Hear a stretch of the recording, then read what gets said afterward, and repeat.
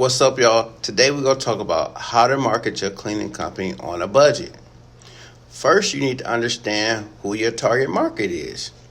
Research and think about who your ideal customer is and what type of message resonates with them.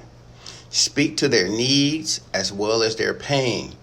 This way you can create content that speaks directly to them. Next, consider which type of channel you want to use for your marketing efforts.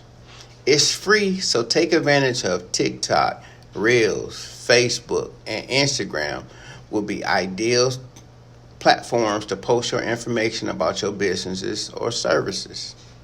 Make sure that everything you post shows off your expertise in the cleaning industry and provide helpful information and tips to potential customers.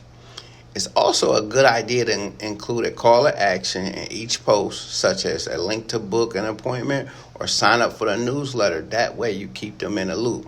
I hope this tip helped. Come on, y'all, let's get it.